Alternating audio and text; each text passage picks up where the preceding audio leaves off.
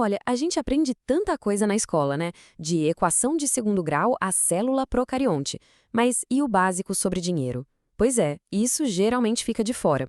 Então, hoje a gente vai mergulhar em alguns conceitos fundamentais sobre finanças que com certeza deveriam ter sido ensinados na sala de aula. E essa pergunta aqui é o ponto de partida de tudo. É uma coisa meio maluca se a gente para pra pensar, né? A gente passa anos aprendendo uma profissão pra ganhar dinheiro. Mas e depois? Como lidar com o que se ganha?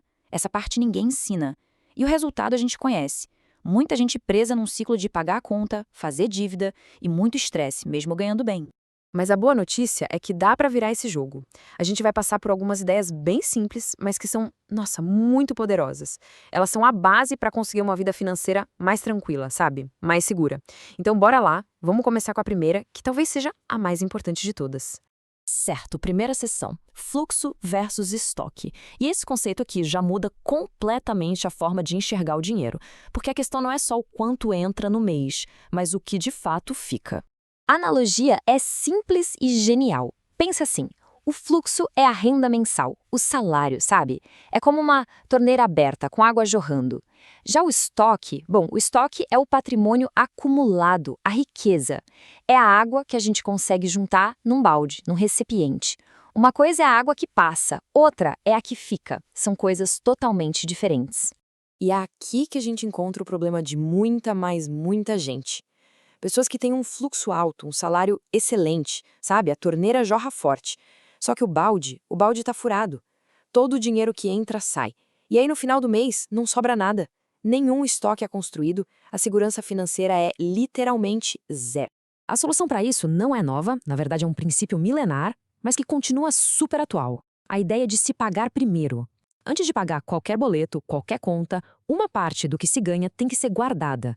No mínimo um décimo, uns 10%. É assim que se começa a tampar os furos do balde e, finalmente, a construir um estoque. Beleza, com essa ideia de estoque na cabeça, vamos para a aplicação mais prática e urgente disso. A rede de segurança financeira, a famosa reserva de emergência. Pois é, a vida acontece, né? E ela não manda convite, não avisa quando um problema vai aparecer, imprevistos simplesmente surgem. E o que vai definir se um perrengue vira uma crise financeira gigantesca é o quanto a gente está preparado para ele.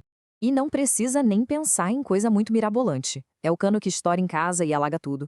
O carro que resolve pifar no meio da estrada ou, o que é mais sério, uma demissão inesperada. Situações que já são super estressantes por si só, mas que sem um colchão financeiro, nossa, viram um verdadeiro pesadelo. Sem aquele estoque, sem aquela água no balde, qual é a saída mais comum? É o cartão de crédito, o cheque especial, o empréstimo no banco. E é aí que um probleminha pontual vira uma dívida enorme, uma bola de neve que pode levar anos para ser resolvida. Então, qual que é o número mágico? A meta ideal é ter um estoque de emergência que cubra pelo menos 6 meses do custo de vida mensal. Isso mesmo, 6 meses. É esse valor que traz aquela paz de espírito, sabe? A tranquilidade de saber que se algum imprevisto sério acontecer, existe uma base para se segurar sem entrar em desespero. Ok, com a rede de segurança montada, aí sim é hora de pensar no próximo passo: fazer o dinheiro trabalhar. E para isso, a gente precisa entender um conceito que, segundo dizem, o próprio Albert Einstein chamou de a oitava maravilha do mundo. E são eles os juros compostos. Eles são como uma faca de dois gumes, super afiada. Quando jogam contra, como nos juros do cartão de crédito ou do cheque especial, eles criam aquela bola de neve de dívida que parece que nunca vai ter fim. Mas, quando eles jogam a favor nos investimentos, eles fazem a mágica acontecer. Eles criam uma bola de neve de riqueza. Para a gente ter uma ideia do poder disso, vamos ver um exemplo prático.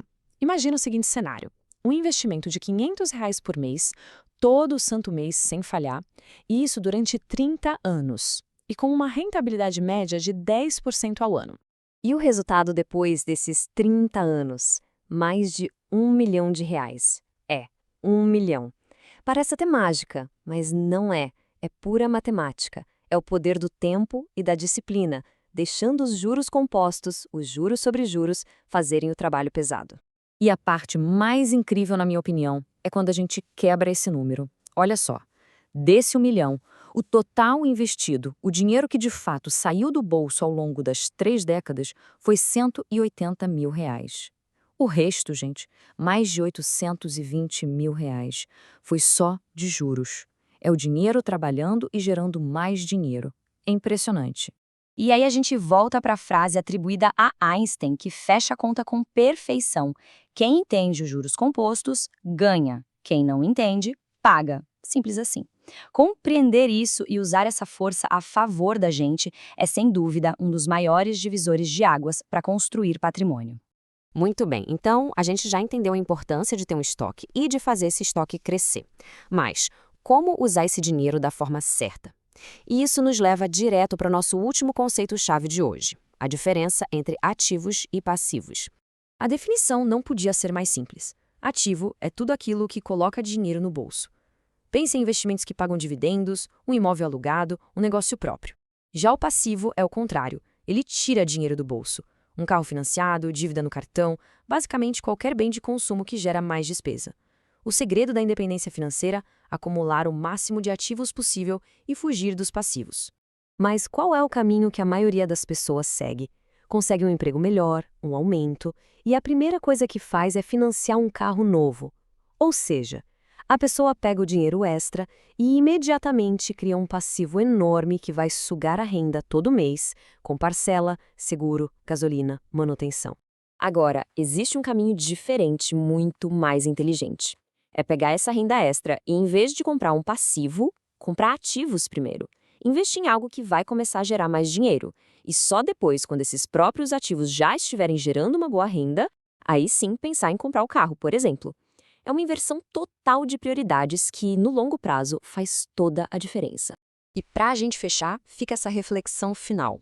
Cada real que passa pelas nossas mãos está fazendo uma de duas coisas. Ou está construindo um pilar de ativos para o futuro, ou está pagando por um passivo que dá satisfação no presente. A escolha entre um caminho e outro é o que, no fim das contas, define o destino financeiro de uma pessoa.